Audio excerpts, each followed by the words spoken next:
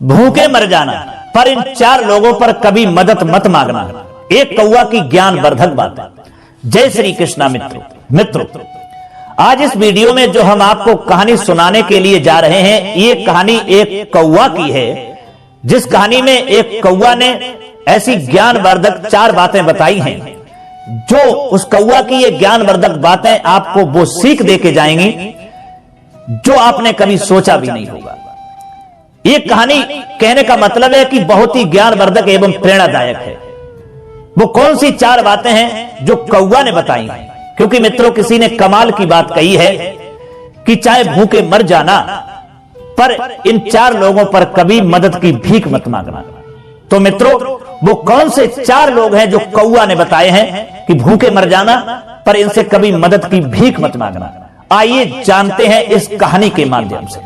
बस आपसे निवेदन है कि हमारी कहानी को पूरा सुने और इसी तरीका से वीडियो की समाप्ति होने तक आप हमारे इस चैनल पर बने रहें। और यदि आप हमारे इस चैनल पर नए मेहमान दर्शक बनकर के आए हैं, आपने अभी तक हमारा चैनल सब्सक्राइब नहीं किया है, तो मित्रों हमारे इस चैनल को भी सब्सक्राइब जरूर कर लेना और घंटी वाला बटन भी अवश्य दबा देना, क्योंकि आपका एक सब्सक्राइब करना हमारे लिए बहुत महत्व रखता है। आइए मित्रों, अधिक विलंब न करते हुए अब सीधे कहानी पर पहुंचते हैं। दोस्तों, एक समय की बात है कि किसी जंगल में एक बार तबाही आ गई। तबाही कैसी आ गई कि उस जंगल में बारिश के सीजन में भी, यानी पूरी साल बारिश नहीं हुई, एक बूंद पानी भी नहीं बरसा, सूखा पड़ चुका था। इसलिए जंगल के रहने वाले जानवरों के लिए, पशु पक्षियों के लिए कोई भी खाने की व्यवस्था नहीं रही थी। सब भूखे मर रहे थे। जानवर, पशु पक्षी धीरे धीरे उस जंगल को छोड़ करके दूसरे जंगल की ओर जाने लगे थे, दूसरे राज्य की ओर जाने लगे थे। दोस्तों, उसी जंगल में एक कौवा का जोड़ा रहता था। वो कौवा का जोड़ा एक वृक्ष की डाल पर बैठा हुआ था। कौवा की जो मादा थी कौवी, वो बहुत ही भूखी थी, क्योंकि 3 दिन हो गए थे उन कौवा और कौवी के लिए कुछ खाने को नहीं मिला। कौवी बैठी बैठी डाली पर इधर उधर निहार रही है, कहीं कुछ खाने को मिल जाए। तब तक क्या होता है कि उसी वृक्ष के नीचे एक लोमड़ी एक मांस का टुकड़ा दबा करके आ जाती है। कौवी ने देखा तो उसके मुंह में पानी आ गया और कौवी जो थी लोमड़ी से कहने लगी, लोमड़ी बहन, मैं 3 दिन से भूखी हूं, बहुत बड़ी मेहरबानी होगी आप जो हैं इसमें से थोड़ा मांस का टुकड़ा हमको भी दे दो, जो हमारी भूख शांत हो जाए, नहीं तो मेरा दम निकल जाएगा। दोस्तों, लोमड़ी ने देखा कौवी की तरफ कि कौवी अपने पति कौवा के साथ में बैठी है। तो लोमड़ी तो चालाक थी, क्योंकि ये तो आप जानते ही हैं कि लोमड़ी चालाक होती है। लोमड़ी ने विचार किया, इस मांस का टुकड़े से तो हमारा पूरी तरह से पेट भी नहीं भरेगा, और ये अच्छा मौका है, इसको अपने पास बुलाते हैं और जैसे ही ये कौवी पास में आएगी इसको मारेंगे और खा जाएंगे, हमारा पेट भर जाएगा। दोस्तों, फिर लोमड़ी ने कौवी से कहा कि कौवी घबराइए नहीं, तुम नीचे आ जाओ और तुम्हें अपने पास में बैठाल करके बड़े प्यार से तुम्हें इस मांस को टुकड़ों को खिलाएगी। दोस्तों, कौवी तैयार हो जाती है और जब जाने को होती है लोमड़ी के पास में, तभी कौवा रोक लेता है। कौवा कहता है, क्या पागल हो गई हो तुम? अरे ये हमारी तुम्हारी दुश्मन है, ये शिकारिन है। अगर तुम नीचे गई, ये मांस के टुकड़ा को छोड़ देगी और तुम ही मार करके खा जाएगी। कौवी कहती है, नहीं महाराज, मैं जाऊंगी जरूर, ये हमारे साथ ऐसा नहीं करेगी। कौवा फिर समझाता है, तुम मेरी बात को समझो, इसके पास ना जाओ और नहीं तो ये तुम्हें मार के खा जाएगी। कौवी फिर भी कौवा की बात को नहीं समझती है। तो कौवा कहता है कि ऐसे तुम नहीं समझोगी, हम तुम्हें एक दास्तान सुनाते हैं, तब तो तुम समझोगी। ध्यान से मेरी पहले ये बात को सुनो, उसके बाद में जाना। दोस्तों, कौवी भाई बैठ जाती है और लोमड़ी के पास में नहीं जाती है और कौवा की बातें सुनने लगी। कौवा कहने लगा और समझाने लगा, सुनो कौवी, कुछ समय पहले की बात है, इसी जंगल में एक बरगद का पेड़ था और इसी बरगद के एक खो में एक तोता और तोती रहते थे, यानी तोता तोती का जोड़ा रहता था। और दूसरी खो में उसी बरगद के एक जो था सर्प रहता था। इधर तोती जो अंडा दिया करती थी, उस अंडों को वह सर्प खा जाया करता था। जब भी तोती भोजन की तलाश में जाती थी और अंडे अकेले रह जाते थे, तो सर्प निकलता था और आराम से अंडों को खा जाया करता था। कभी कभी तो बच्चे भी बन जाते थे, तो वह सर्प बच्चों को भी खा जाया करता था। ये देख करके तोती बहुत परेशान होती थी। तोती के साथ में ऐसा कई बार हुआ। तोती बहुत दुखी हुई और बैठी बैठी वहीं रो रही थी। तोता भी बैठा बैठा रो रहा था। तब तक क्या देखा कि उसी बरगद की एक डाल पर जलकौआ आकर के बैठ जाता है। और जलकौआ ने जैसे ही देखा कि तोती रो रही है तो जलकौआ ने पूछा तोती से कि क्या हुआ तोती, तुम बैठी बैठी रो रही हो। तोती ने सारी दास्तान अपनी सुना डाली और कहा कि मेरे साथ ऐसा कई बार हुआ है। मैं जितनी बार अंडे देती हूं, जितनी बार मेरे बच्चे होते हैं, इसी दूसरी खोह में एक सरफ रहता है और वो सरफ निकलता है। जब हम लोग कहीं भोजन की तलाश में निकल जाते हैं तो वह सरफ निकल करके हमारे अंडों को, हमारे बच्चों को खा जाता है। हम इस बात से बहुत परेशान हैं। हम कर भी क्या सकते हैं, क्योंकि हम उससे अपना बदला भी नहीं ले सकते, हम उससे लड़ भी नहीं सकते। वो बहुत खतरनाक है, बहुत ही दुष्ट है। कौवी की ऐसी दुख भरी दास्तान सुनकर के उस जलकौआ को तरस आ जाता है और जलकौआ कहता है तुम्हें नहीं मालूम, अब हमारे साथ चलिए, पास में एक तालाब है, उससे मछली पकड़ करके लाएंगे। तोती कहती है मैं आपकी बात को समझी नहीं।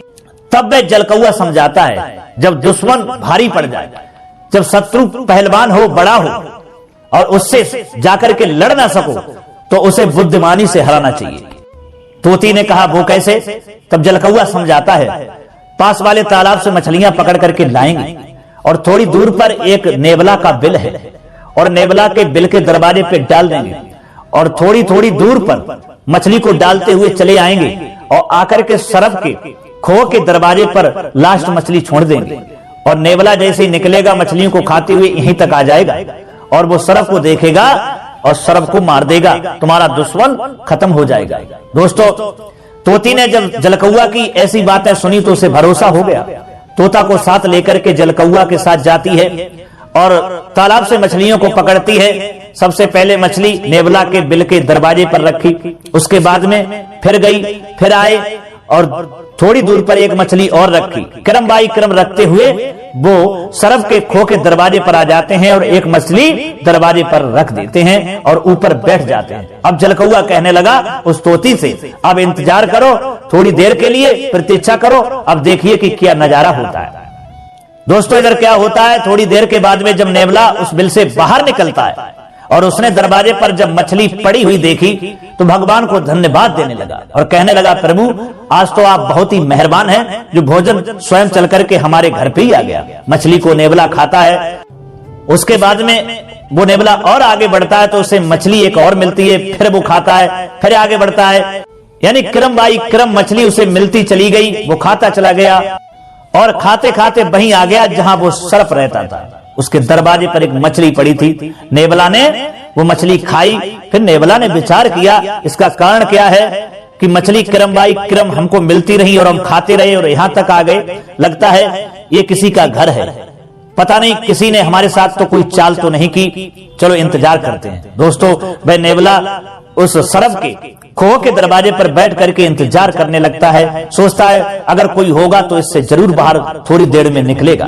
दोस्तों, इधर कुछ समय के बाद में जब सरफ निकलता है और नेवला सरफ को देखता है तो समझ जाता है कि हमें लगता है इसकी चाल है।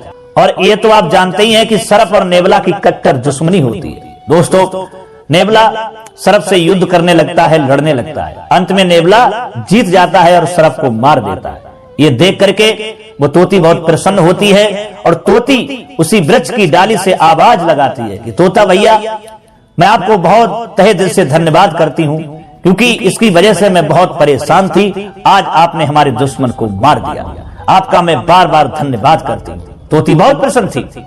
इधर नेवला ने देखा तोती के ऊपर की जोड़ा बैठा हुआ है तो नेवला समझ गया अच्छा इसका मतलब ये जाल तुम्हारा ही बनाया हुआ है। तोती सारी दास्तान सुनाती है। उसके बाद में वो नेवला कहता है कि तोती, क्या ऊपर से ही धन्यवाद देती रहोगी या नीचे आकर के धन्यवाद दोगी? दोस्तों, वह तोती उड़ती है, नेवला के पास में पहुंचती है और पास में जाकर के बैठ जाती है, लेकिन नेवला उस पर भी पार कर देता है, उसे मार देता है और तोती को भी मार के खा जाता है।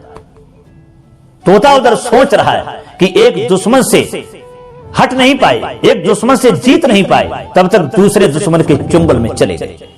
दोस्तों, वही बात समझाता हुआ कौवा कौवी से कहता है कि एक दुश्मन से दो लोग बचे लेकिन दूसरे दुश्मन के चुंगल में फंस गए और वो तोती मर जाती है क्योंकि उसने भरोसा कर लिया। वो भूल गई थी कि ये नेवला दुश्मन है, ये हमको छोड़ेगा नहीं, इसलिए कौवी तुम ना जाओ, ये हमारी तुम्हारी दुश्मन है, ये जरूर तुमको मार देगी।